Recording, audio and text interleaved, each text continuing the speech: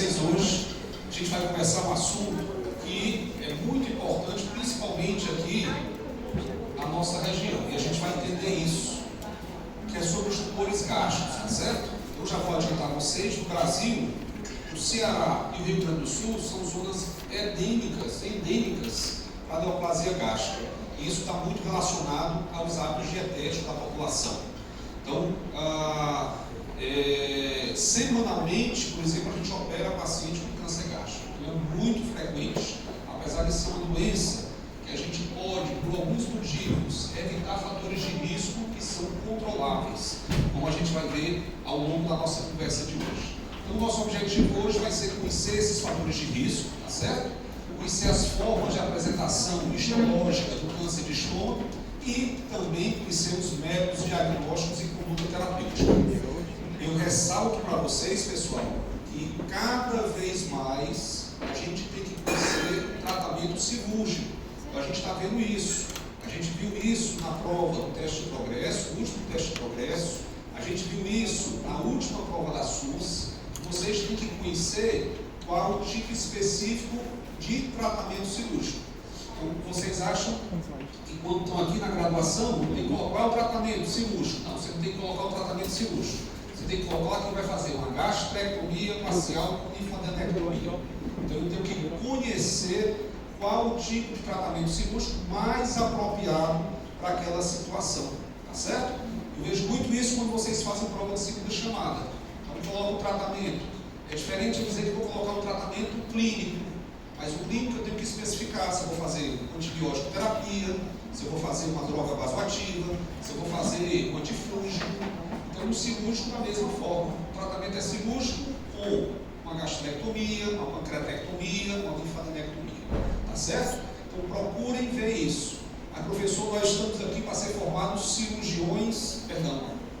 médicos generalistas, nós vamos ser médicos generalistas. Ninguém vai formar aqui cirurgião, correto? Então, o que é que você não deve se preocupar? O tipo de fio que você usa, o tipo de agulha que vai utilizar, qual vai ser o tipo de anastomose. Então, isso aí é de domínio da pós-graduação. Mas é domínio da graduação. É importante para a graduação você saber o tipo de tratamento cirúrgico que vai ser realizado. Tá certo? Todos vocês sabem que o livro base para a cirurgia, então um colega veio perguntar aqui, eu disse a ele, vou repetir para vocês, o livro base para a cirurgia é o Sabiston, tá bom? Então, recentemente saiu o Sabiston, 21ª edição, traduzido para o português. Então, eu vou depois checar aqui na faculdade. Vocês acessam a biblioteca virtual? Acessam? Não? Tem gente que não acessa? Hã? Isso, tem um livro físico, mas eu sei que na biblioteca virtual já tem o Sabiston, 21ª edição em inglês. Eu vou checar se tem a versão em português, tá bom? Para vocês não estarem aí deixando de se atualizar. Então, muito bem. Então, a gente sabe que até 88, a principal causa de morte de câncer no mundo foi a neoplasia gástrica. Então, observem só como a neoplasia gástrica ela era importante do ponto de vista de desfecho letal na história mundial. E era a segunda causa de câncer em homens e quarta causa de câncer em mulheres no Brasil. Então, a neoplasia gástrica ela é ainda muito incidente no Brasil. Ela é muito prevalente aqui na nossa região. Em torno de 95% dos tumores gástricos são malignos. Então, aí já mostra como é importante a gente detectar a presença de uma tumoração no estômago, porque a gente provavelmente vai estar diante de um tumor que vai ter um comportamento maligno. E 95% desses tumores malignos são adenocarcinoma. O que é que eu quero trazer com essa informação? Vocês têm que se concentrar no tratamento do adenocarcinoma gástrico, porque ele é o mais prevalente dentre todos os outros tumores. A gente, no final da nossa conversa, vai conversar um pouquinho sobre alguns outros tumores, ressaltando os pontos que vocês devem ter em mente. E, em segundo lugar, após o adenocarcinoma, ficam os linfomas e, em terceiro, os leiomiosarcomas. Então, a gente vai conversar um pouquinho sobre os detalhes mais importantes dos linfomas e dos leiomiosarcomas. Então, só para a gente aqui revisar um pouquinho a anatomia. Turma, sempre importante quando a gente vai estudar a cirurgia, revisar um pouco a anatomia. Eu estava com um grupo de internos sexta passada, aí perguntei para eles, tá certo? Eu fiz uma prova de pós-teste, e a pergunta era: quais são as artérias do tronco celíaco? Pessoal, eu tomei um susto. Eles não lembravam. Vocês lembram? Pelo amor de Deus. Não lembram. Pronto, então a gente sempre que for estudar, a gente tem que revisar um pouquinho a anatomia. Então vamos aproveitar aqui para a gente revisar aqui a anatomia, porque o estômago tem uma característica especial. Então, antes, eu vou mostrar aqui para vocês, ó, o tronco celíaco. Eu tenho aqui a aorta, e eu tenho o tronco celíaco, que ele vai originar três artérias. Vai originar a artéria hepática comum, vai originar a artéria esplênica e vai originar a artéria gástrica esquerda. Então, o tronco celíaco, ele origina três artérias principais. Lembrar que depois que eu tenho a passagem da aorta pelo diafragma, a aorta vai me dar três troncos: o tronco celíaco, o tronco da artéria mesentérica superior e o tronco da artéria mesentérica inferior. São esses três troncos.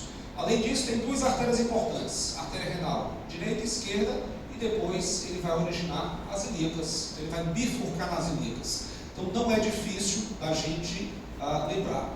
E para a gente entender um pouquinho a cirurgia, entender a anatomia do tronco celíaco é importante, porque ela vai ser importante para a gente saber o tratamento cirúrgico, tanto do fígado, tanto do pâncreas, quanto do estômago. Ok?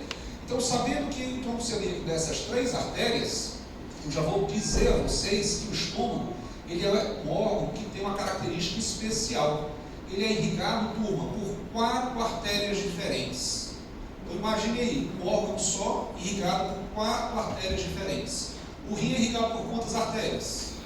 Normalmente uma, que é a renal, às vezes tem uma polar, né? Às vezes tem uma artéria renal acessória.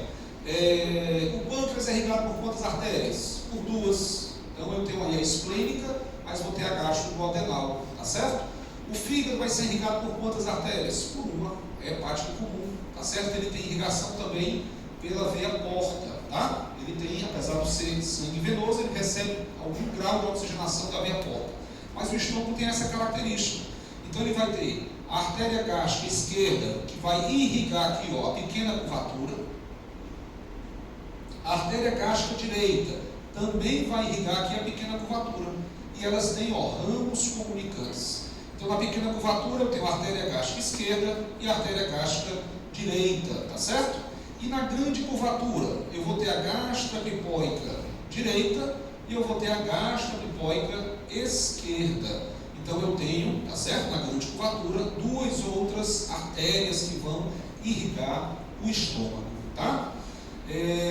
Você sabe que na anatomia, às vezes a gente tem alterações anatômicas. Então, uma alteração anatômica do estômago é que eu posso ter uma quinta artéria, uma artéria gástrica posterior. Então, isso aí é só informação para vocês saberem, mas a obrigação é saber que o estômago é irrigado por essas 4 artérias diferentes. O estômago, pessoal, vai ser dividido, tá certo? Em cárdia, fundo gástrico, corpo, antro e região pilórica. Então, eu tenho essas regiões: cárdio, fundo gástrico, corpo do estômago, antro e região pilórica, tá certo?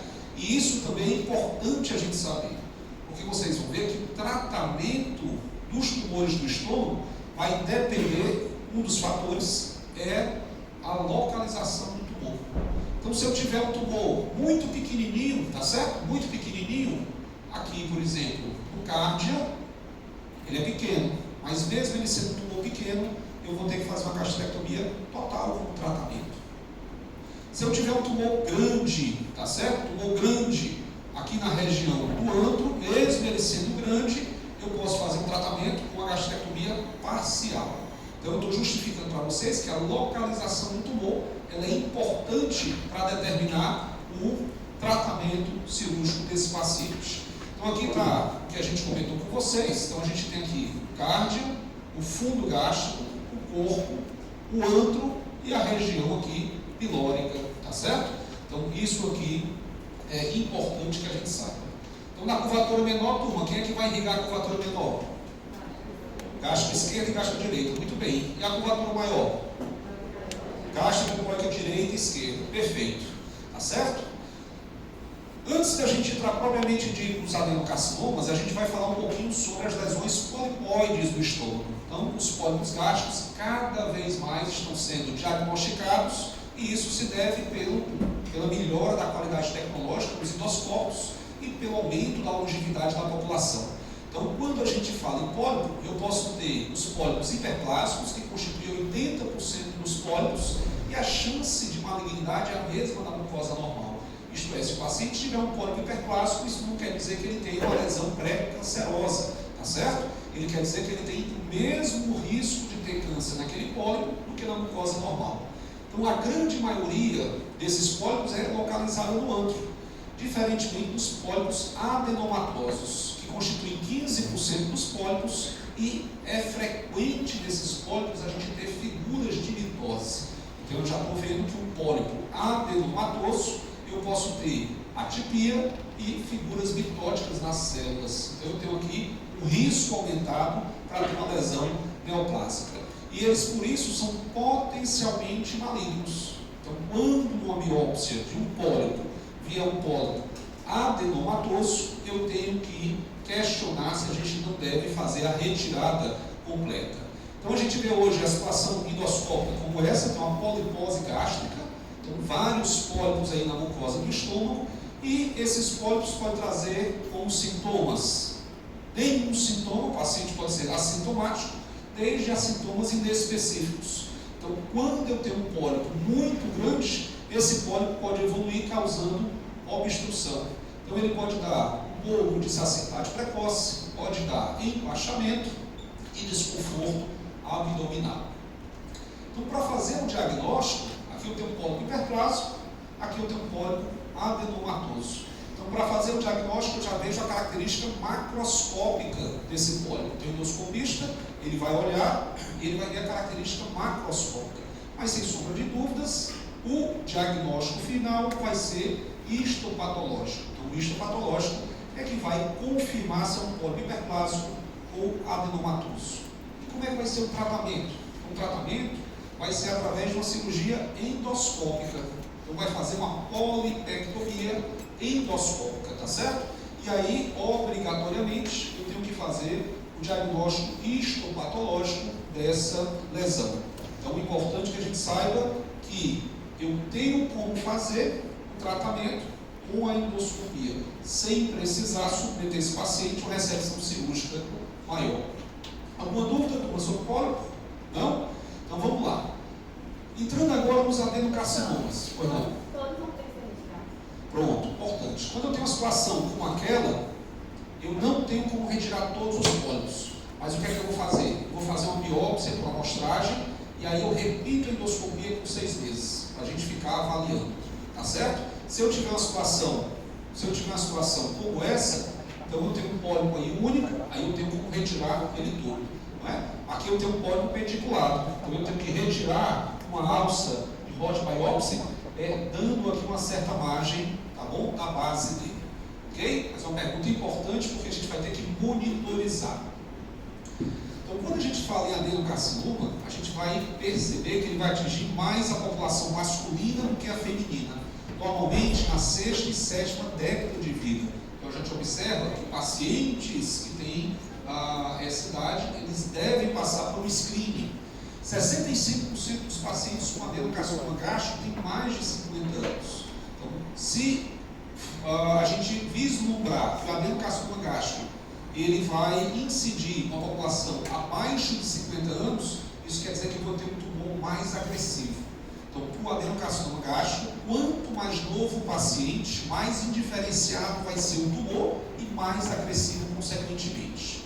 Então, hoje ele é o 3º câncer mais frequente entre os homens e o 5º mais frequente entre as mulheres. E, de acordo com o INCA, a gente tem uma estimativa de 21 mil casos, sendo 13 mil em homens e 7 mil em mulheres. E o número de mortes de 14 mil, sendo 9 mil em homens e 5 mil em mulheres. Então é importante que a gente saiba que sim, o adenocarcinoma gástrico é uma doença que a gente tem que dominar para a saúde, do ponto de vista de saúde coletiva.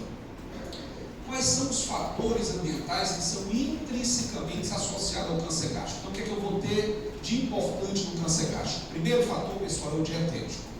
Então, as dietas que são ricas em alimentos defumados, que são conservados em sal, que aí vai ter uma taxa alta de nitrito, de nitrato, então que tem baixa ingesta de vitaminas, como A e a C, eles estão mais suscetíveis à evolução de um câncer gástrico. Onde é que a gente come dieta conservada em sal, turma? No Ceará, o que é que no Ceará tem? Carne do sol. E no Rio Grande do Sul, que tem a carne de charque, tá certo?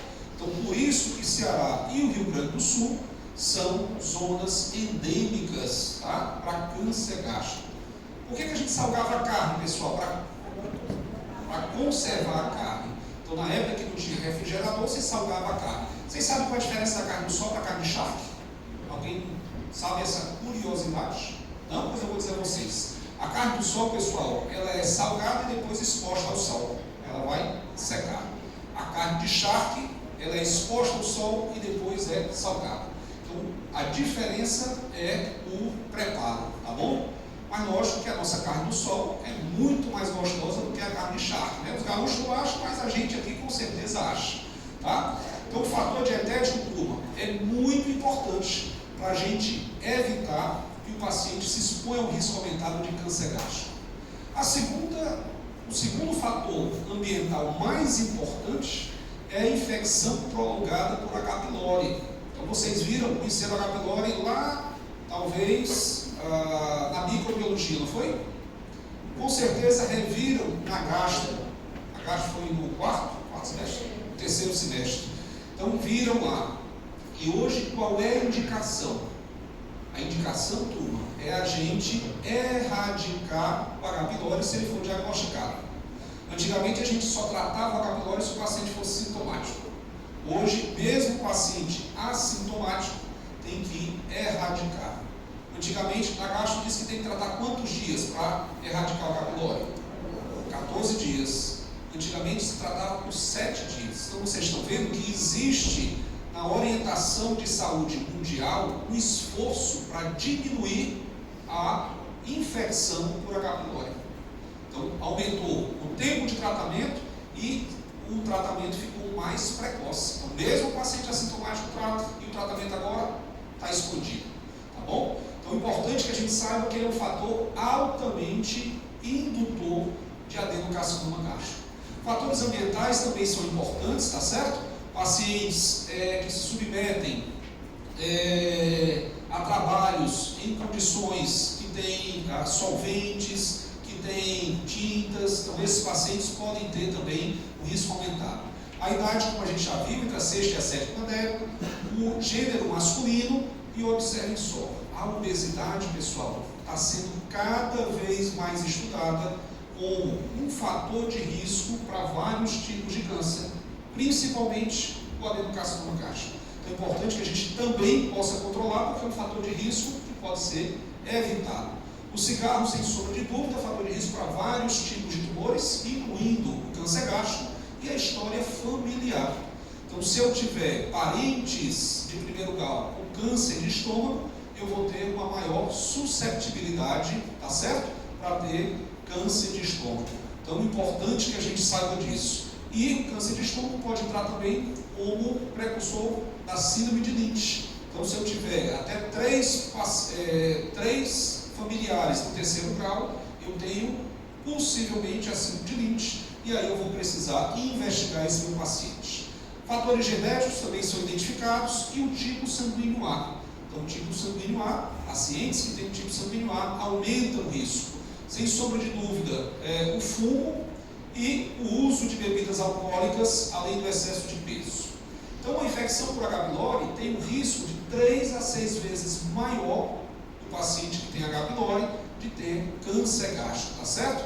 As cepas mais virulentas essas KAG-A, VAC-A, o EC-A e o BAB-A, são as cepas mais virulentas. Mas eu tenho outros fatores de risco que a gente pode determinar como indutor de câncer gástrico. O principal fator de risco é a gastrite crônica. Então, quando o paciente tem uma gastrite crônica, ele pode evoluir para atrofia da mucosa gástrica. Se isso acontecer, ele vai ter uma gastrite atrófica. E aí a gastrite atrófica, pessoal, eu vou encontrar metaplasia intestinal dentro da mucosa gástrica. Se eu tiver metaplasia intestinal, essa metaplasia pode evoluir para uma displasia e, consequentemente, para uma neoplasia. Então é importante que quando a gente tem um paciente com gastrite atrófica, que a biópsia seja compatível com metaplasia intestinal, a gente tem que saber que tem que monitorizar esse paciente, porque se houver displasia, a gente vai ver se é uma displasia de alto ou baixo grau, para poder já indicar o tratamento precocemente. E a gente vem observando que, vocês viram no começo da conversa, que o adenocarcinoma gástrico até 88 era a primeira causa de morte por neoplasia, mas isso aí caiu. E por que está caindo? Porque a gente está controlando alguns fatores de risco, como por exemplo os fatores dietéticos. Então, como as carnes salgadas eram utilizadas para manter a conservação da carne, e hoje em dia se popularizou os refrigeradores, a gente está diminuindo a ingesta de carne salgada. A gente está melhorando a qualidade da dieta. Então, essa melhora na conservação dos alimentos permite a gente fazer essa modificação dietética. A outra coisa é melhorar as condições hidrossanitárias da população, que também tem um impacto. E a maior compreensão dos aspectos científicos na nutrição dos pacientes, sem sombra de dúvida, também está fazendo isso. Do ponto de vista geral, o paciente chegou com uma suspeita de neoplasia gástrica. Qual vai ser o quadro clínico dele? Então, esse paciente, pessoal, ele pode não ter nenhuma sintomatologia precoce. Lembrar que o estômago é um órgão reservatório. Então, se ele tiver uma pequena lesão, uma região que não é muito importante no estômago, pode ser que ele não tenha nenhum sintoma. Então, ele tem uma lesão no fundo gástrico, pode ser que ele não tenha nenhum sintoma. É diferente se ele tiver uma lesão no cárdia. O cárdia, como é uma passagem de alimento, qualquer pequena lesão pode dar sintomatologia precoce. Então, dependendo da localização do tumor, pode ser que ele seja completamente assintomático. Algumas vezes, pessoal, ele tem só uma leve dispepsia. Então, o paciente com neoplasia gástrica pode ter uma leve dispepsia, mas a dispepsia é um sintoma tão vago que pode ser por uma série de coisas. Pode ser por uma gastroparesia, pode ser por causa de uma doença do refluxo, então pode ser por vários outros motivos. Mas a leve dispepsia seria o primeiro sintoma. E quando o paciente vai ter sintomas mais exuberantes, sintomas mais frequentes, provavelmente a neoplasia dele já está em grau avançado de evolução. Então, isso significa que ele pode apresentar perda ponderal, dor epigástrica, pode apresentar anorexia, disfagia, melena e saciedade precoce. Tá certo? Saciedade precoce. Então, é importante que a gente saiba que os sintomas da neoplasia gástrica vão aparecer normalmente quando o tumor já está avançado. Então, no quadro clínico, ele não é específico, a gente vai avaliar o paciente que está com a doença avançada, com perda de apetite, com fadiga, com sensação de plenitude gástrica, podendo ter, dependendo da localização do tumor, náuseas, vômitos e indigestão. Logicamente, ele vai ter perda de peso porque ele vai iniciar uma síndrome consumptiva. Então, o paciente com neoplasia gástrica, ele, pela doença que tem um alto catabolismo, ele pode perder peso. E além disso, dependendo da localização do tumor, se o tumor for no cárdia ou na região pré-pilórica, ele pode ter quadro de semi-oclusão, então ele vai diminuir a ingesta de alimentos. Então, os pacientes que têm neoplasia gástrica podem evoluir tanto com hematêmese quanto com melena. Então, a melena ela é mais comum ainda do que a hematêmese. E aí a melena, vocês sabem que o paciente vai apresentar e às vezes eu tenho só um sangramento microscópico. E quando você está fazendo lá a sua anamnese, você vai perguntar se ele evacuou fezes diarreicas, fezes escurecidas, fezes com odor fétido, tá certo? E se ele estiver internado na sua enfermaria, você pode fazer um teste para saber se é melena. Quem é que lembra o nome do teste? O teste da catalase, tá certo? Teste fácil de fazer, onde eu vou colocar em contato com as fezes do paciente água oxigenada. E aí o que é que vai acontecer? Se tiver sangue presente nas fezes, ocorre a liberação do oxigênio do H2O2. E aí, aquele conteúdo fecal na presença da água oxigenada vai começar a borbulhar, vai começar a liberar o oxigênio. Então, um teste fácil da gente avaliar se o paciente que diz ter evoluído com melena, se realmente evoluiu. E se a gente tiver um quadro clínico avançado, aí não. Aí eu vou ter já uma massa palpável, vou conseguir palpar a nível do epigastro, às vezes hipocôndrio esquerdo, uma massa endurecida, indolor, que às vezes pode ser fixa a planos profundos. Eu vou observar também o aumento do fígado. Então o paciente vai ter uma hepatomegalia, porque ele pode já ter o fígado acometido, ou então ter a compressão, tá certo? No sistema de drenagem. E a gente pode avaliar o nódulo de Irmã Maria José. Vocês aprenderam esse nódulo? Não? Um sim, outro não, depende do monitor, depende do professor, não foi? Então a gente vai rever aqui o que é, né, o nódulo de Irmã Maria José, tá bom?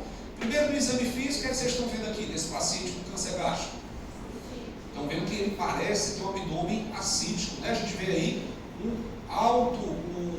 uma circunferência abdominal elevada e a gente vê uma caquexia em relação ao estado geral do paciente, né? A gente vê os braços emagrecidos, o tórax emagrecido, tá certo? Aqui a gente tem, pessoal, o sinal rosário de cruz. Essa imagem não está tão boa, mas eu vou tentar mostrar aqui para vocês. É quando eu tenho aqui, ó, o aparecimento das cartilagens costocondrais, tá? Então isso aqui é o sinal de rosário de cruz que a gente tem o paciente que já está muito consumido. Um outro sinal físico que a gente pode encontrar é o linfonodo supraclavicular esquerdo. Quem é que lembra qual é o nome desse linfonodo? Linfonodo de Virchow. Então, o linfonodo de Virchow, pessoal, mostra que eu tenho uma doença neoplásica avançada. Isso aqui já é considerado uma metástase à distância. E por que acontece o linfonodo supraclavicular esquerdo, do ponto de vista fisioanatômico? Por que não acontece do lado direito? Vocês já se perguntaram isso? É discriminação, será? O lado esquerdo está querendo discriminar o lado direito? Exatamente, a drenagem linfática do estômago cai no ducto torácico, que é mais à esquerda do paciente. Por isso que aparece o linfonodo de Virchow. Estou mostrando, vocês também. Quem foi que deu essa dica para você do linfonodo de Virchow? Foi na gastro, foi? Rapaz, o pessoal está esperto na gastro, estou gostando. Então vamos continuar a nossa revisão. O paciente pode evoluir também aqui, turma, com o linfonodo axilar esquerdo. Então se vocês observarem aqui, ó, tem uma elevação aqui, tá certo? Nessa região axilar. Isso aqui é o linfonodo axilar esquerdo. Como é o nome desse linfonodo? Linfonodo de linfonodo de íris ou iris, tá certo? É o linfonodo axilar esquerdo, que é compatível com neoplasia gástrica também avançada, já é considerado uma metástase à distância e é do lado esquerdo pelo mesmo motivo do linfonodo supraclavicular esquerdo. E aqui sim, está o nódulo de Irmã Maria José. Então isso é uma cicatriz umbilical e a gente vê que essa cicatriz umbilical, pessoal, ela está endurecida, ela está indolor, tá certo? E ela não é depressível, tá? Algumas pessoas achavam que o nódulo de Irmã Maria José era um linfonodo. Na verdade, não é um linfonodo, é o acometimento do peritônio infraumbilical, tá? Lembrar que a cicatriz umbilical é uma cicatriz natural, que o peritônio dessa região ele é rugoso, ele não é liso. E aí a célula cancerígena se fixa com mais facilidade lá. Tá bom? Então esse aí é Irmã Mary Joseph ou linfonodo de Irmã Maria José. Tá aí umbilical, qual é a diferença? Pronto, pergunta importante aqui, turma. Qual é a diferença desse nódulo de Irmã Maria José para a hérnia umbilical? A diferença é que eu vou ter um paciente com suspeita de câncer gástrico com um nódulo umbilical endurecido. Pode ser uma hérnia carcerada? Pode. Mas lembrar que, na dúvida, sempre é pro réu. Como o paciente tem suspeita de neoplasia gástrica, se eu ver, vou pensar primeiro que é o nódulo de Irmã Maria José. Mas pode ser a hérnia carcerada? Pode. Aí eu tenho que fazer um diagnóstico diferencial com imagem. Aí a imagem vai me dizer se tem orifício herniário umbilical ou não. O nódulo de Irmã Maria José não tem orifício herniário umbilical. ok? Então eu faço o diagnóstico diferencial e solicito um ultrassom para avaliar. Então no exame físico eu posso encontrar o nódulo de Bischoff, o nódulo de Maria José, eu posso fazer o toque retal, pessoal, e avaliar a prateleira de Blammer. O que é a prateleira de Blammer? Alguém sabe? Olha aí como a Gasta ensinou tudo, hein? Mas vocês vão aprender hoje. A prateleira de Blammer, pessoal, é quando eu faço o toque retal e eu sinto que tem contaminação peritoneal no fundo de saco posterior.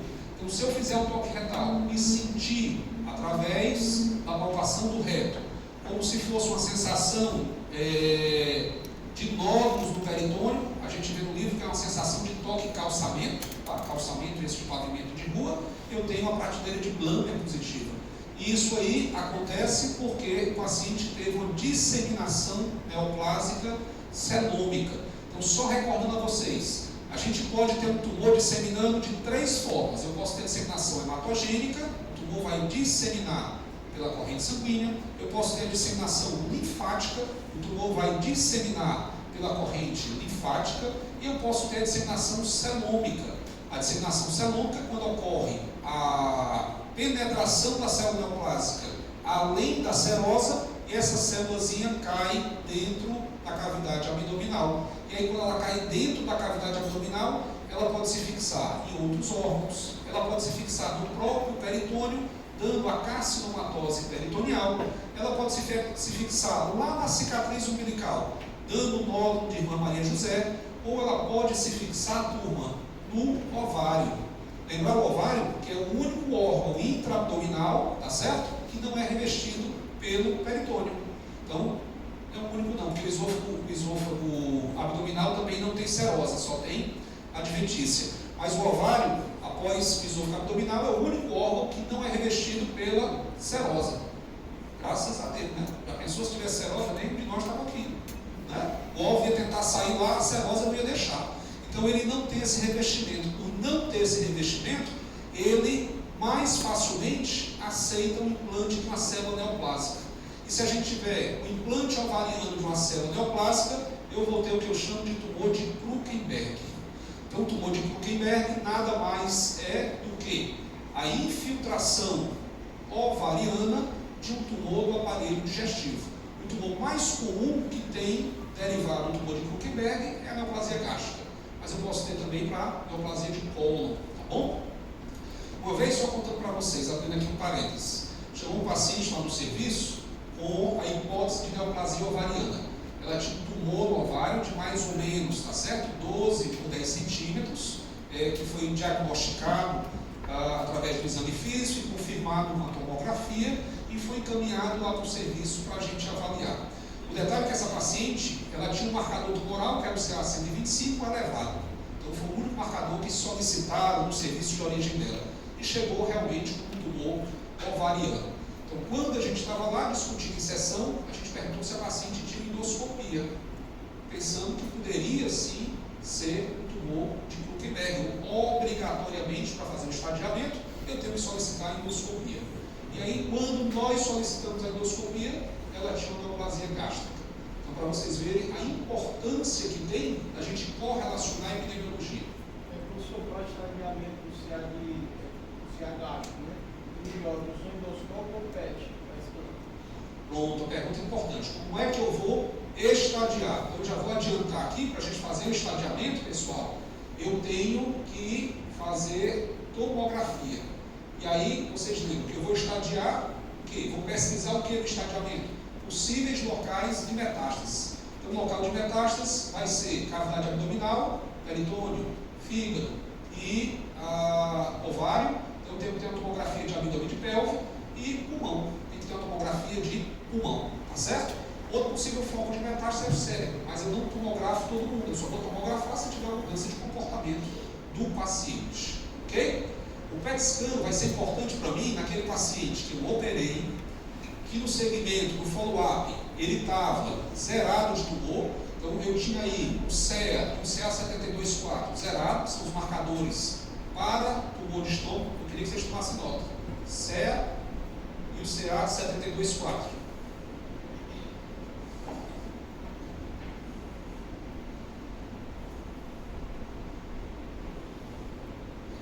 São os marcadores para neoplasia gástrica.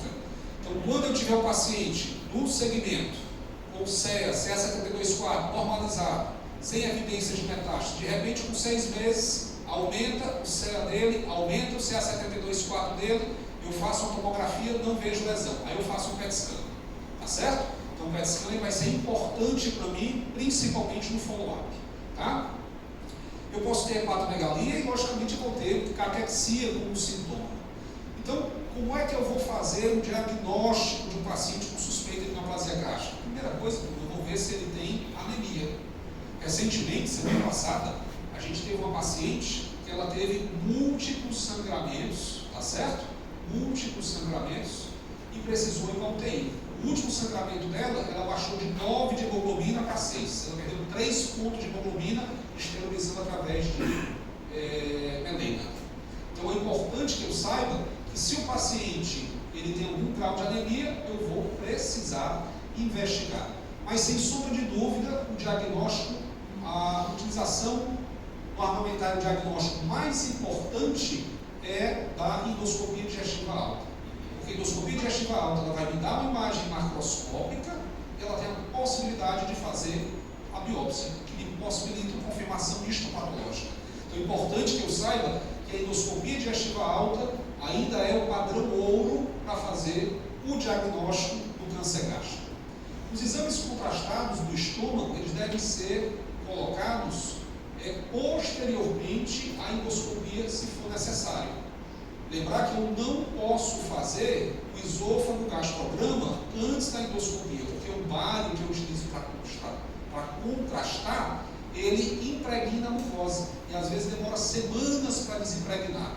Então, se eu fizer um esôfagograma e em seguida for fazer a endoscopia, eu posso prejudicar o resultado da endoscopia. Todo mundo entendeu isso aqui, turma? Entendeu? Turma, isso aqui caiu na prova da SUS esse ano. Qual o exame que eu tenho que fazer primeiro? Esofograma ou endoscopia? Os outros 2 exames já eram descartados. Então a resposta era endoscopia. Tá certo? Endoscopia. Muita gente marcou esofograma, pensando no protocolo que é feito lá no Japão. No Japão, eles também têm uma zona endêmica para câncer gástrico. O que é que eles fazem lá? Eles fazem screenings. Vocês já ouviram falar nisso? Não? Então, no Japão, eles param ônibus nos bairros e chamam as pessoas para fazer o exame com duplo contraste. Então, eles utilizam o bairro e o ar. Então, eles fazem screening na população em todos os bairros. Aquele paciente que o screening der errado, eles encaminham para fazer endoscopia. Não é? Aqui, por exemplo, no Brasil, a gente faz screening para quê? Colo de útero, mama, próstata, não é? Então a gente faz screening para alguns tipos de tumores, mas não faz para câncer gástrico. E no Japão? Aí no Japão, como eles fazem o exame com duplo contraste, usam menos bário, conseguem fazer a endoscopia de forma mais precoce. Eles deixam o paciente eliminar todo o bário.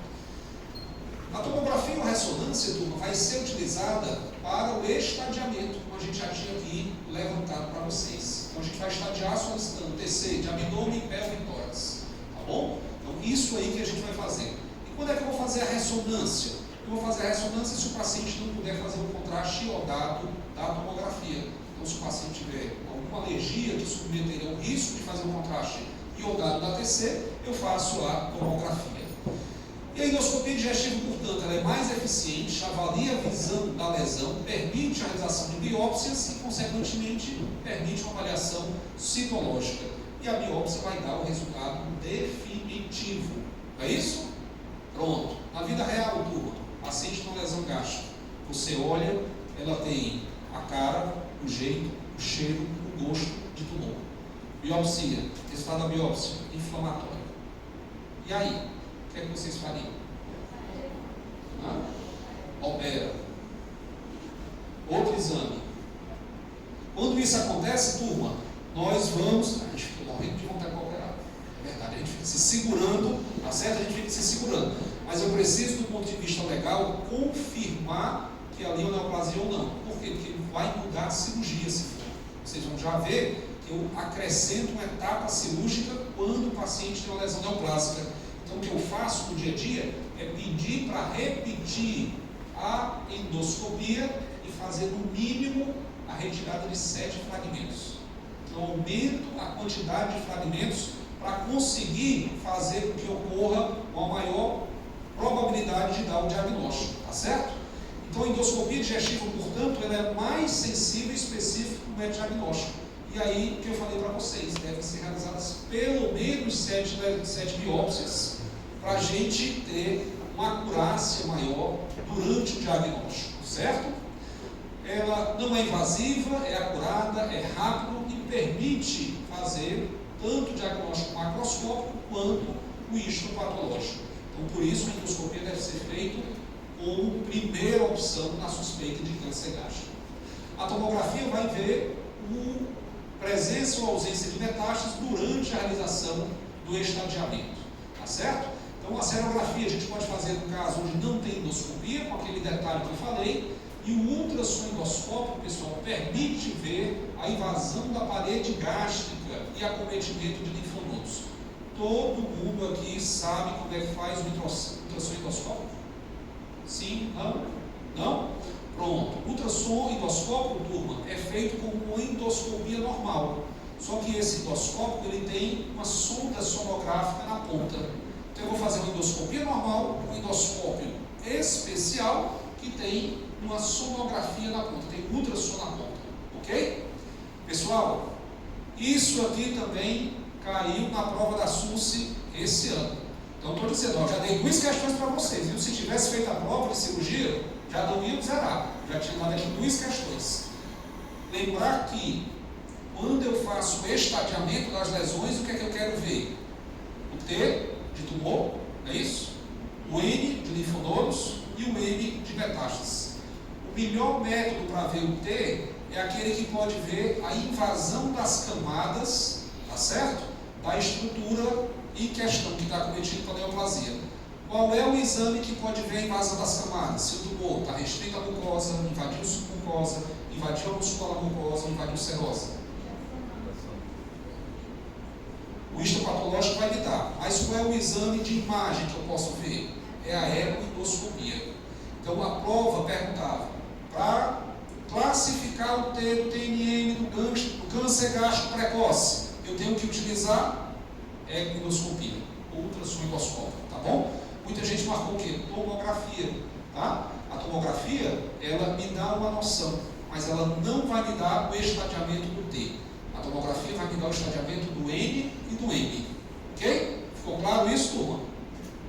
Por que eu estou ressaltando isso com vocês, pessoal? Porque a gente não faz isso na prática diária. Eu não peço endoscopia para todo mundo. Por que eu não peço? Porque não tem para disposição de todo mundo. É um exame caro, de difícil acesso no sistema, tá certo? E nem todos os pacientes podem fazer.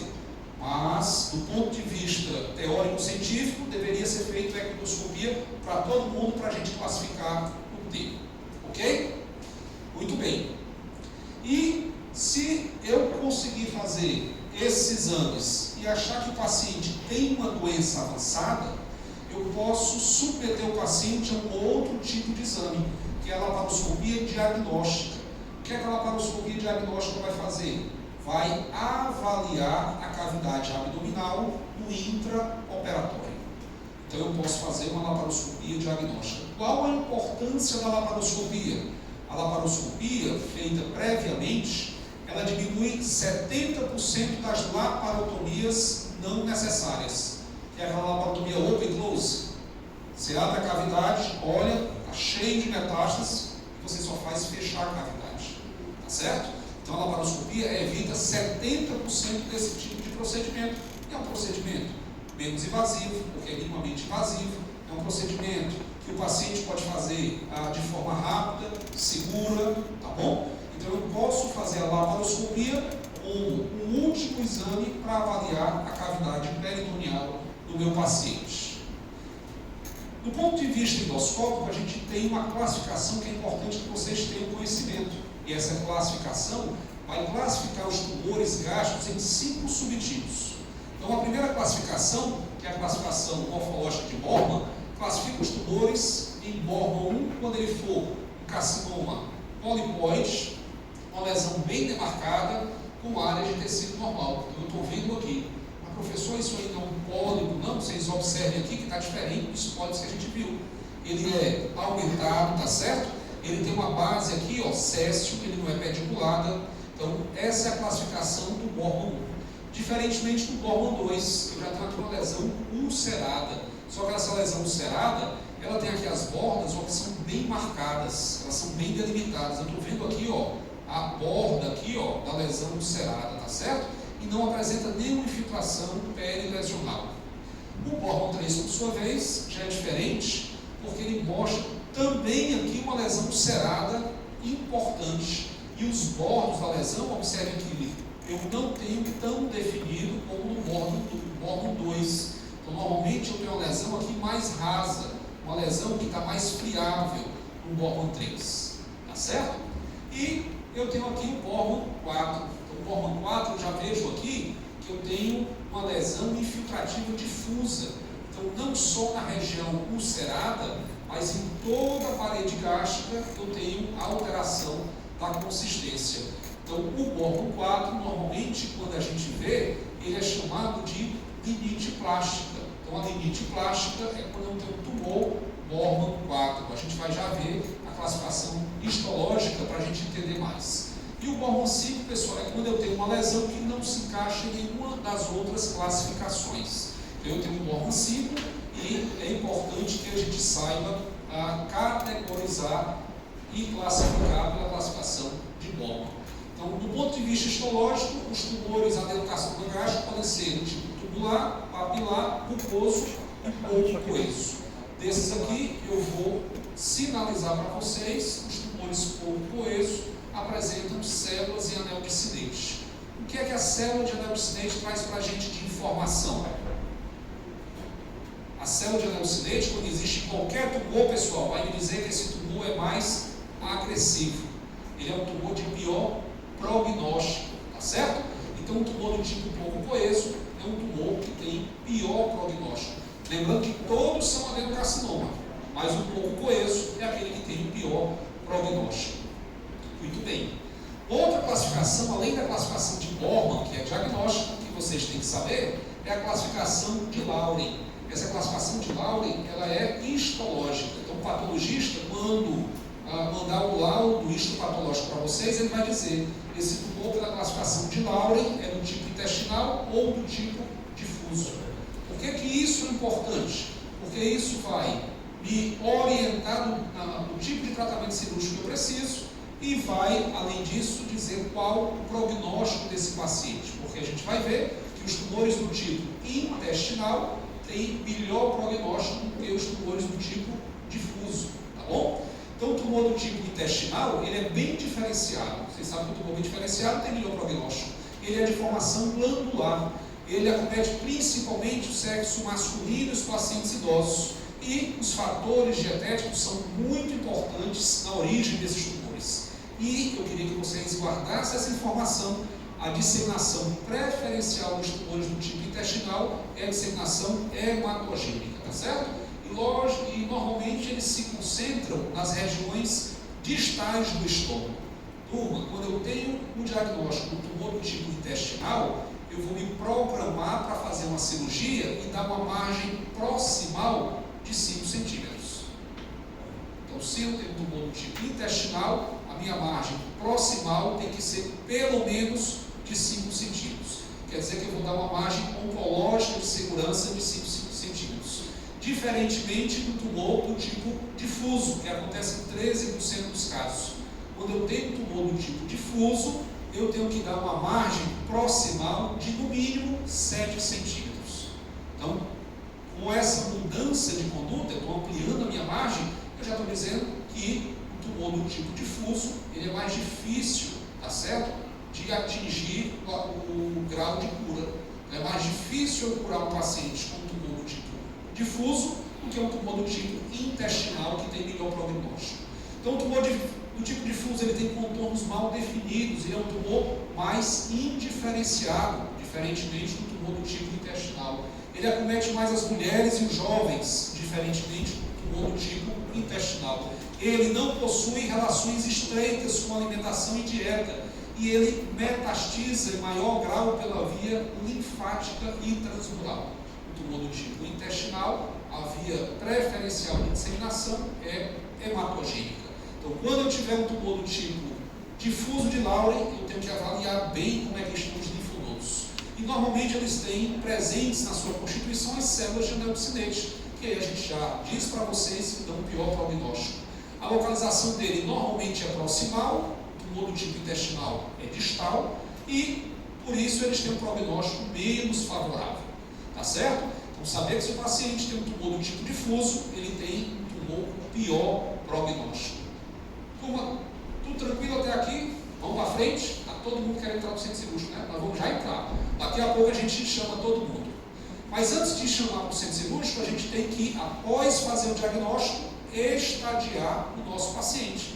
E a gente já comentou com vocês que a gente vai estadiar através do TMM, onde o T vai avaliar a profundidade de invasão da lesão na parede gástrica, o N, os linfonodos regionais, e o M, a disseminação metastática. Para onde? Fígado, peritônio, linfonodos não regionais, pulmão e cérebro. Então está aqui a classificação de estadiamento. Vocês estão vendo isso nas outras aulas de oncologia, tá? Classificação? Não? Já vi em outras aulas. Pronto. Então é importante que a gente saiba, pessoal, se eu tiver um TX, quer dizer que o tumor não pode ser avaliado. Então, se for um T0, o paciente não tem tumor primário. Um TIS, o paciente tem um tumor in situ. O T1 pode ser dividido em A e B. O A ele vai invadir a lâmina própria muscular da mucosa e o B vai invadir a submucosa, tá certo? E o T2 vai invadir a muscular própria. Pessoal, de T2 para cima, eu tenho uma alta chance de cura quando eu opero o paciente. De T3 para baixo, eu tenho uma baixa chance de cura.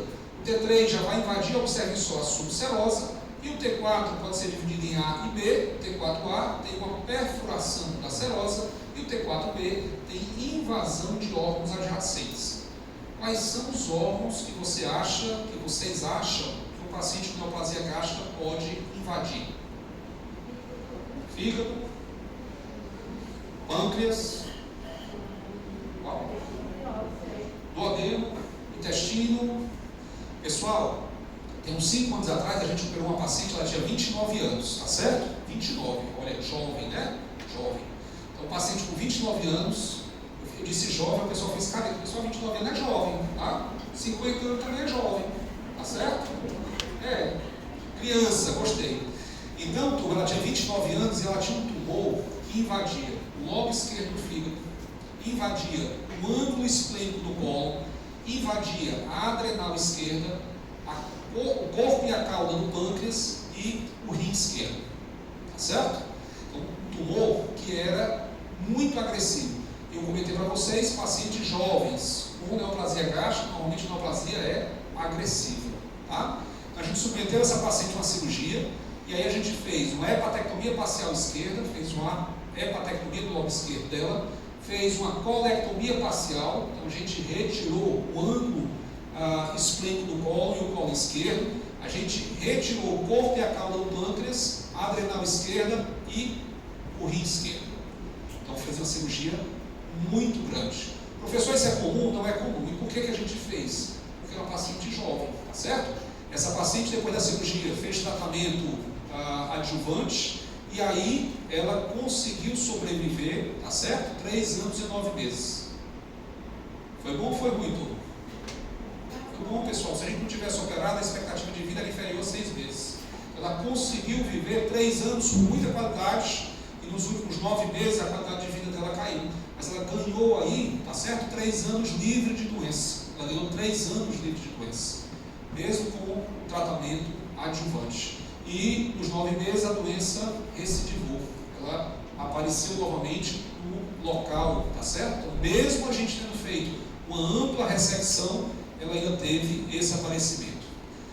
Então, quando eu vou pesquisar o N, eu quero saber se o N é N1, N2 ou N3. Observe só, N1 tem 1 ou 2 linfonodos regionais acometidos, N2 em 3 a 6 e o N3 pode ser dividido em A e B, se tiver mais de 7 linfonodos. O NA de 7 a 15, o NB mais do que 16. E o M vai ser M1, M0 ou MX, tá certo? O M0 não tem metástase, o M1 tem metástase. Então vejam só aqui que se tiver qualquer metástase M1, o paciente já é estádio 4. Então é importante vocês terem isso em mente. O paciente teve metástase, ele é estádio 4, tá bom? E a gente tem aqui várias combinações, né? Então se for T1N0, é estádio 1, tá certo? Se for aqui, ó, T4A, mas for N0, é estádio 2B. Então quanto maior o estadio, pior o prognóstico do nosso paciente. Pior o prognóstico do nosso paciente.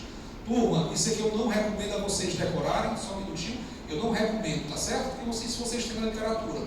Apesar de já ter tido questão de prova cobrando classificação de TNM. Então é difícil, para cada tumor tem uma classificação. É difícil aprender todas as classificações. Mas eu queria que vocês soubessem pelo menos o básico do que é o TNM. Saber para que serve o T, o N, o M, saber que o M1 é estádio 4.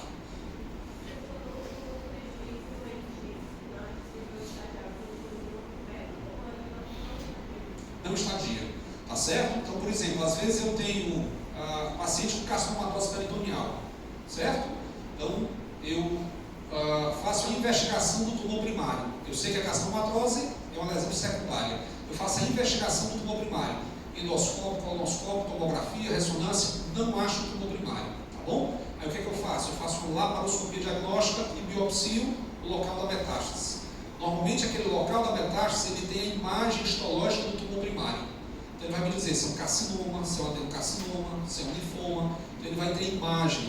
Então nesse caso, por exemplo, eu tenho um tumor que é TX, que eu não vi tumor, NX, que eu não vi linfonodo, M1. Tá certo?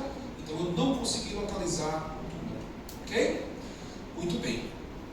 Então os fatores prognósticos mais importantes para adenocarcinoma é a avaliação da invasão tumoral e o acometimento dos linfonodos regionais. Então, dependendo se eu tiver uma alta invasão tumoral, meu tumor é mais agressivo. E se eu tiver o acometimento dos linfonodos regionais, quanto mais acometimento, eu tenho mais agressividade. Então, vocês viram aqui na classificação que o M, eu posso ter uma gradação dependendo da quantidade de linfonodos acometidos. Então, se for aqui, ó, mais do que 16, eu já tenho um N3B. Se for menos de 3, eu tenho um N1. Tá certo? Então, durante a cirurgia, eu tenho que obrigatoriamente realizar uma linfadenectomia. E a linfadenectomia vai ser realizada para aumentar a chance de cura do paciente e para eu poder fazer um estadiamento. Então, hoje isso é tão importante que eu tenho que fazer o estadiamento tirando pelo menos 18 linfonodos. Existe alguma relação com a classificação de Borman que vale com a necessidade ou não de ter que ajudar o linfonodo? Não, a classificação de Borman é uma classificação endoscópica, é só para a gente estratificar o tumor, e a classificação de Laura é uma classificação histológica, ela vai traduzir só o prognóstico daquele tipo de tumor, mas não tem relação com o estadiamento.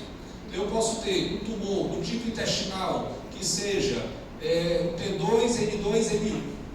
Eu posso ter um tumor do tipo difuso, T2, N2, M0. Então, isso não está correlacionado, tá certo? O estadiamento, pessoal, lembrar que é uma fotografia. Eu vou fotografar o paciente naquele momento. Se eu fizer um novo estadiamento daqui 1 mês, 2 meses, 3 meses, essa fotografia pode modificar, ok? Perfeito. Então, o adenocarcinoma, pessoal, é o câncer gástrico que a gente diz que ele é precoce quando ele está restrito à mucosa e à submucosa, independente do acometimento linfonodal. Já o câncer in situ, ele vai estar lá e não penetra a mucosa basal, e por isso ele não vai ter potencial metastático, tá bom? Por que isso aqui é importante? Porque o câncer in situ eu posso ter uma estratégia terapêutica através da endoscopia. Eu posso fazer uma mucosectomia endoscópica, tá certo? Mucosectomia endoscópica. Pessoal, isso também caiu na prova da SUSE esse ano, só que o tumor era no esôfago, mas a informação é a mesma, tá bom? A informação é a mesma. E aqui eu convido vocês agora para a gente entrar no centro cirúrgico. Então, todo mundo agora vai saber que a gente já fez a anamnese do nosso paciente, já avaliamos o exame físico, fizemos nossos diagnósticos diferenciais, fechamos o diagnóstico histológico com o histopatológico dado pela endoscopia. Agora a gente vai escolher o melhor tratamento. Então, o melhor tratamento é a ressecção do tumor com margem de segurança. Esse é o tratamento, pessoal, que pode, de forma mais fácil, procurar a cura do paciente, tá certo? E o tratamento cirúrgico, ele vai depender da localização do tumor, como a gente adiantou para vocês. Então, se eu tiver um tumor no terço médio ou no corpo gástrico, eu tenho que fazer uma gastrectomia total. Eu tenho que retirar todo o estômago, mesmo que o tumor seja pequenininho, eu tenho que retirar todo o tumor. E por que isso? Por conta da irrigação do estômago, que vocês relembraram comigo hoje, e da distribuição linfática desses gânglios linfáticos do estômago. Se eu tiver um tumor no terço distal, eu posso fazer uma gastrectomia parcial distal com duodenectomia proximal. Isso quer dizer que eu vou tirar a zona 1 do duodeno. O duodeno é dividido em 4 partes, né? A primeira porção é aquela que está antes da via biliar, a gente também retira, tá bom? E aí eu vou fazer a reconstrução. Além da gastrectomia, pessoal, eu tenho, como eu falei para vocês, que realizar a linfadenectomia. Então, para realizar a linfadenectomia, eu tenho que retirar todos os linfonodos que ficam perigástricos. Então, eu tenho um linfonodo aqui que fica na pequena curvatura, eu tenho um linfonodo que fica na grande curvatura. Professor, como é que eu vou me lembrar que esses linfonodos estão aí? Turma, dica para vocês, linfonodo sempre acompanha a irrigação. Onde tiver artéria, tem linfonodo. Então, para a gente retirar os linfonodos, eu tenho que ver com a irrigação do órgão, tá bom? Então, eu tiro os linfonodos da zona 1, porque aqui vão ter 6 grupos de linfonodos. Eu vou ter um grupo paracárdico direito, outro grupo paracárdico esquerdo, de pequena curvatura, de grande curvatura, pré-pilórico direito e pré-pilórico esquerdo. Então, o nível 1 de linfonodos tem 6 zonas, tá certo? Tem 6 zonas. Além desses linfonodos perigástricos, quando eu vou fazer uma linfadenectomia, eu tenho que fazer a linfadenectomia do nível 2 de linfonodos. Qual é o nível 2? O nível 2 vocês vão lembrar também, são os linfonodos que estão aqui, ó, no tronco celíaco e nos ramos do tronco celíaco, isto é, artéria hepática. Qual é a artéria hepática do tronco celíaco? Comum. Artéria gástrica esquerda, artéria esplênica. Eu tenho que tirar todos os linfonodos do tronco celíaco e os 3 ramos do tronco celíaco. Então, isso é a linfadenectomia do nível 2, tá bom? No Japão, eu disse para vocês que o adenocarcinoma gástrico é uma doença endêmica lá também. Lá, eles praticam a linfadenectomia do 3º nível de linfonodos. O 3º nível são aqueles que ficam entre a aorta e a cava. Então, eles fazem uma linfadenectomia aortocaval. No Ocidente, foi feito vários trials tentando fazer o que o japonês faz, entretanto, se observou que aumentou a morbidade da cirurgia e não se teve melhora, tá certo, na sobrevida dos doentes. Então, a linfadenectomia do 3º nível é feita somente no Japão e na Coreia, e nenhum outro país faz. Então, todos os países do Ocidente só faz linfadenectomia no 1º e no 2º nível, tá bom? Então, aqui o que a gente colocou para vocês. Então, se eu tenho um tumor aqui, ó, no terço superior, eu tenho que fazer uma gastrectomia total. Eu tenho que tirar aqui todo o estômago. Se eu tenho um tumor aqui, ó, no antro, tá certo? Ou no terço inferior, eu faço uma gastrectomia parcial. Eu faço uma gastrectomia parcial com a linfadenectomia. Claro que se eu retiro o estômago, eu tenho que reconstruir. Não é o trato digestório. E como é que a gente vai reconstruir? Então, existem 3 formas de reconstruir. A primeira forma, eu vou pegar aqui, ó, o duodeno. Vamos supor que eu fiz uma gastrectomia parcial aqui, tá? Esse aqui, ó, o nível dessa linha número 2. Então, eu vou pegar aqui o duodeno, e vou anastomosar com o estômago residual. Então, eu faço aqui a anastomose término-terminal. Vocês já souberam, já aprenderam o nome dessa anastomose? Não? Vamos aprender agora. Ela se chama aqui Billhoff 1, tá certo? Aqui tem um 1 em romano, ó. Então, a anastomose de Billhoff 1. Existe uma outra forma de fazer essa reconstrução do trânsito, que é deixando aqui o duodeno fechadinho. Lembra que eu fiz aqui uma gastrectomia parcial? Eu deixo aqui o duodeno fechadinho e pego uma alça de jejum proximal e anastomoso essa alça de jejum proximal com o corpo gástrico. Então eu tenho uma anastomose aqui, término lateral, término do estômago, lateral do intestino. O nome dessa anastomose, pessoal, é chamada de Billhoff 2. Então a gente chama anastomose de B1, Billhoff 1 e B2, Billhoff 2. Tá bom? E o terceiro tipo de reconstrução que eu posso fazer é quando eu tenho aqui meu corpo gástrico, eu seccionei aqui parcialmente, né, o estômago, eu deixo o duodeno fechadinho, então vem aqui o jejum proximal, aí eu secciono aqui o jejum proximal, normalmente 40 centímetros depois do traix.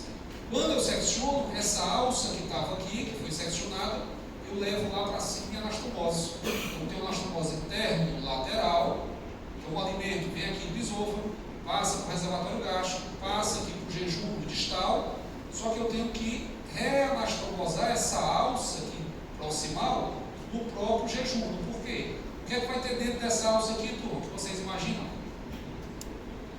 Vai ter o quê? Eu só vi assim, aí não deu para entender. Turma, aqui vai ter toda a secreção bílio-pancreática. Lembrar que o pâncreas, tá certo? Ele vai estar aqui, coladinho no duodeno, e a via biliar vai derivar aqui do duodeno. Então, quando eu faço esse tipo de cirurgia, eu crio uma alça aqui que eu chamo de bílio-pancreática, porque só leva a secreção bílio-pancreática, e outra alça aqui que leva o alimento. Eu tenho uma alça alimentar, tá certo? O nome disso aqui, pessoal, é o Y de Roux, reconstrução Y de Roux, tá certo? Quem é que já viu aqui uma cirurgia de bypass para obesidade? Não, ainda não?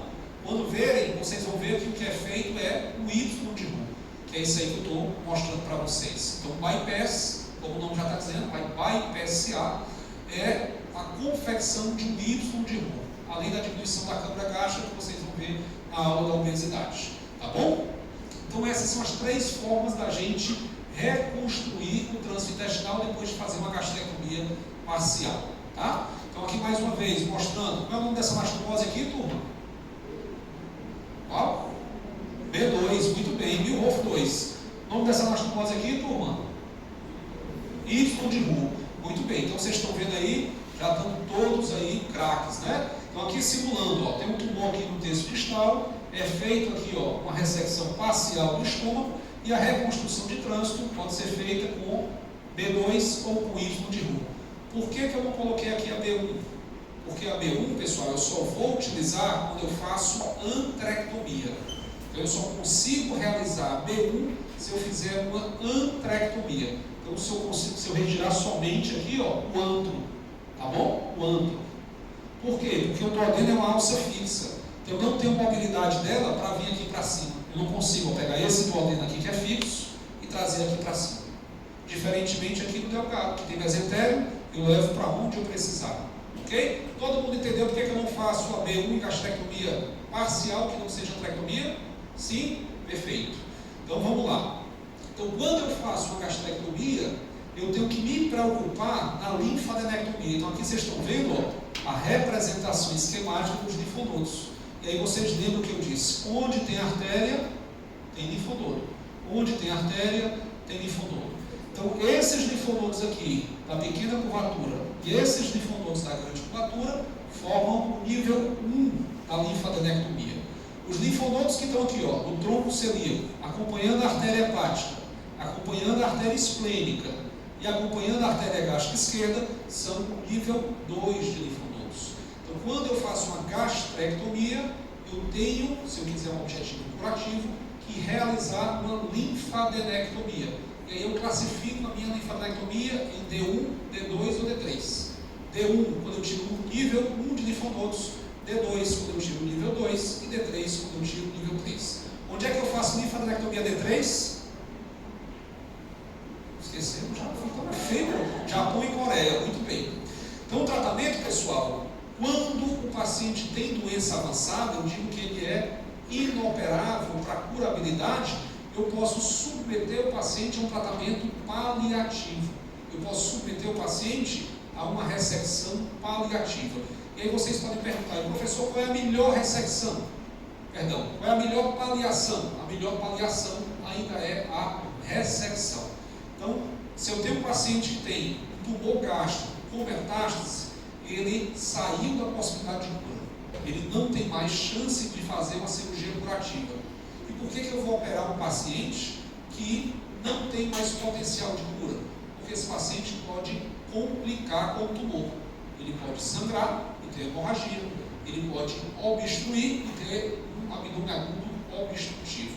Então, quando eu tenho um paciente com tumor avançado e esse paciente com tumor avançado tem uma complicação, eu vou fazer uma gastrectomia, que aí pode ser parcial, total, tá certo? Precisa eu fazer linfadenectomia nesse paciente com tumor avançado? Não precisa. A linfadenectomia aumenta a morbidade e não vai trazer nenhum benefício para o paciente, ok? Então, quando o paciente é inope, eu posso fazer um tratamento paliativo. Então, a localização, o estadiamento e a biologia são os principais fatores que determinam a extensão da ressecção.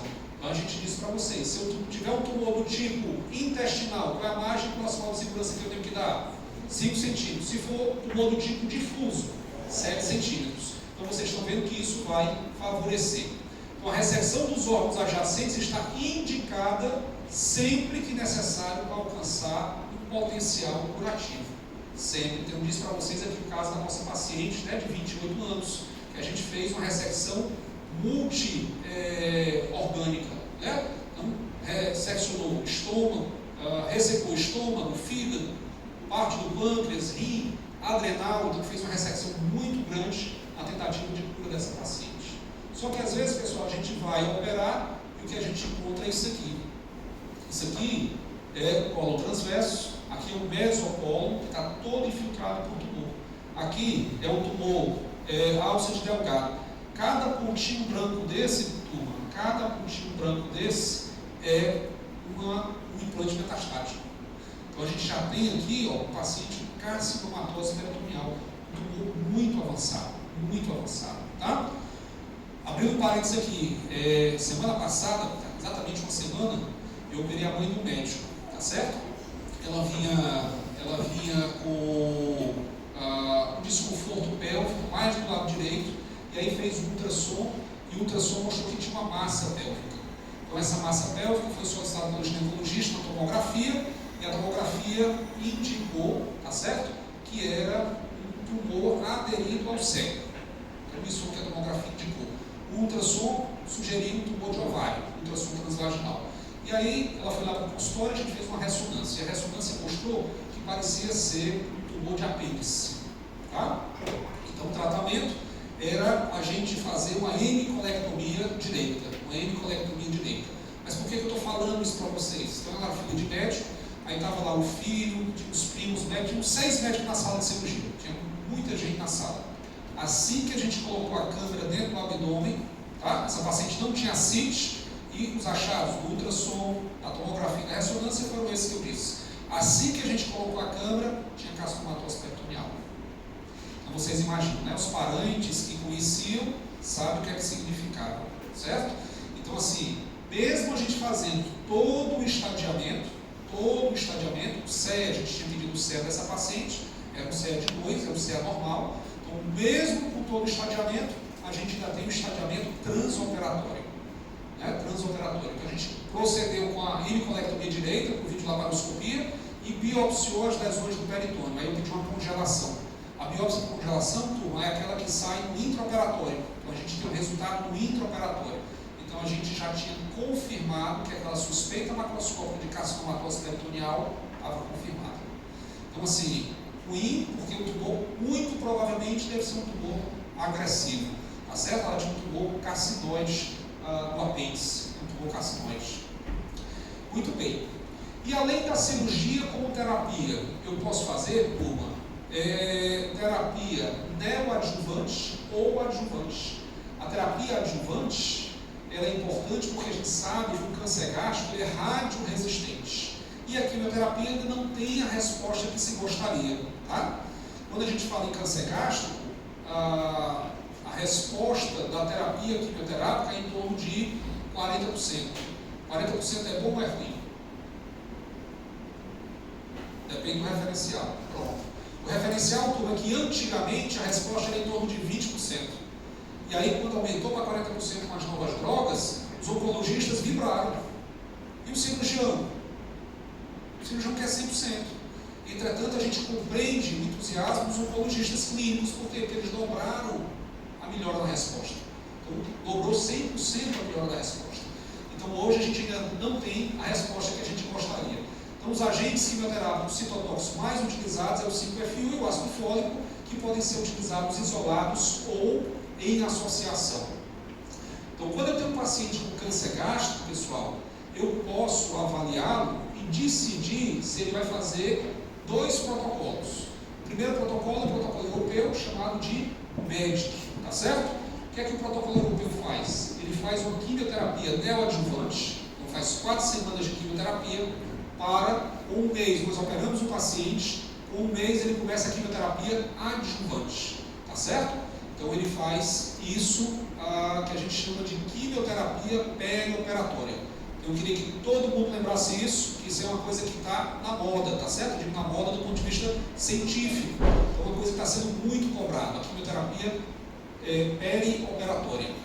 Outro protocolo, pessoal, é quando outro protocolo é o protocolo americano, tá certo? Outro protocolo é o protocolo americano.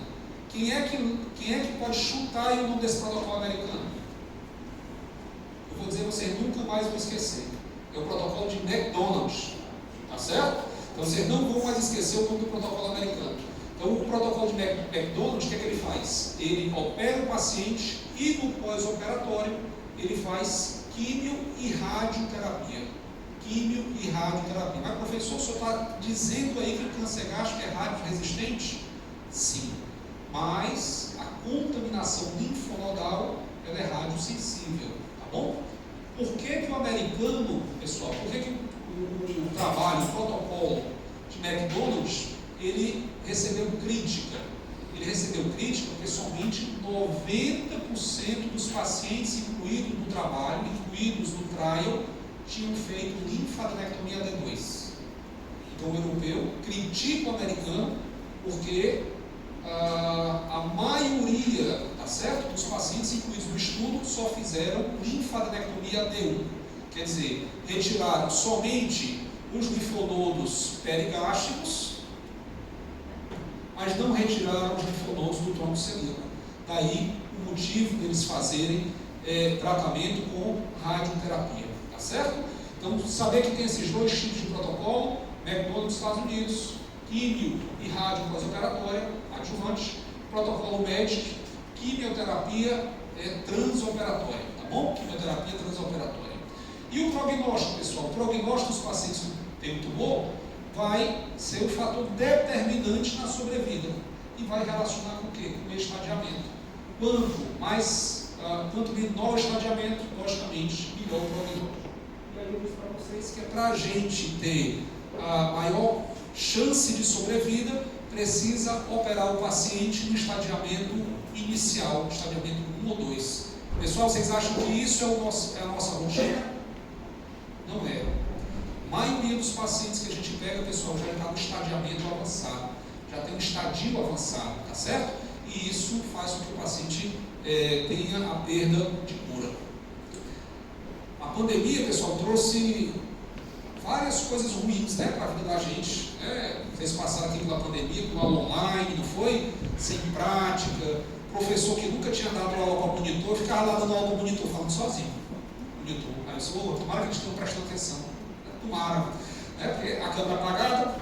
Então, trouxe vários problemas, mas na minha opinião, o principal problema, logicamente, além dos efeitos das perdas familiares da pandemia, foi o atraso na resolução das doenças.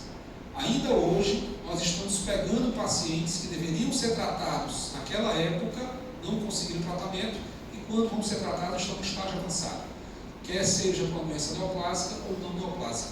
Então, a pandemia, ela retardou o tratamento de vários pacientes. Professor, o senhor está dizendo que isso é certo ou errado? Não estou dizendo isso, estou dizendo que foi necessário. Né? Tinha que priorizar o leito dos pacientes da pandemia, mas a gente passou a operar mais pacientes mais graves. Tá? Passou, ainda estamos operando, isso aí não acabou ainda. Então, é importante que a gente saiba que na neoplasia gástrica precoce, a sobrevida em 5 anos pode chegar a 90%.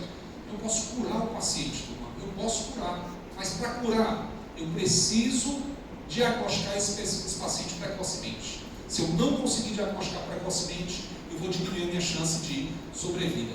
E nesses tumores avançados, a sobrevida em 5 anos, observem, é inversamente proporcional. Então, se eu tiver um tumor avançado, em 5 anos vão ter de 10 a 20% só de sobrevida, porque isso vai depender também do estado biológico, da biologia tumoral, tá certo? Então é importante que a gente saiba disso. Alguma dúvida, turma, sobre adenocarcinoma? Não? Então, rapidamente aqui, vamos falar um pouquinho dos outros tipos de tumores, do linfoma e dos sarcomas. Então, o linfoma, lembrar que é a segunda neoplasia mais comum no estômago e a marca registrada do linfoma é a presença da população clonal de células B. Então, significa que 95% são linfomas não Hodgkins e 55% são tumores extremamente agressivos com metastazação precoce. Mas a informação que eu queria que vocês gravassem é essa última aqui. 45% dos linfomas de baixo grau, eles são devidos a linfócitos B da zona marginal. Então, eles têm um comportamento indolente, que é o linfoma do tipo MALT. E a maior correlação dele, pessoal, observem só, é com o H. pylori. Quem é que pode me dizer aqui qual é o tratamento inicial do linfoma do tipo MALT? Tratar o H. pylori. Então, observem como a importância do tratamento do H. pylori, ela é não só do ponto de vista preventivo, para diminuir o fator de risco, como também pode ser curativo quando o paciente tem linfoma do tipo MALT. Tá bom? Então, é importante que vocês saibam disso. Em relação aos sarcomas, rapidinho, vai acometer homens e mulheres da mesma forma e ocorre principalmente na 6ª ou 7ª década de vida. Os leiomiosarcomas, eles são bem mais raros do que qualquer outro tipo de tumor. E nos sarcomas são incluídos gistes, que é o tumor do estroma gastrointestinal, que são neoplasias heterogêneas. Então, hoje, pessoal, o giste, o tumor do estroma gastrointestinal, ele pode ser benigno ou pode ser maligno.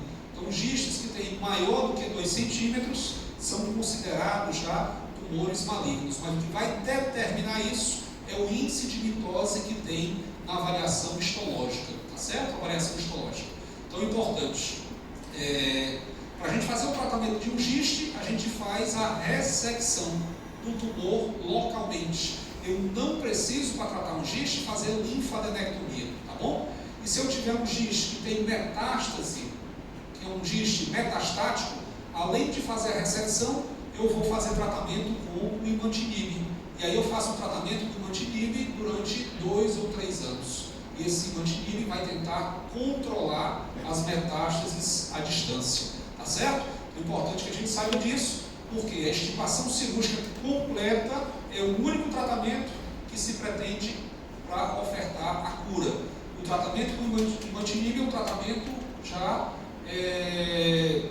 um tratamento que é paliativo. Eu vou fazer imatinib para tentar melhorar a sobrevida do paciente e melhorar a qualidade de vida.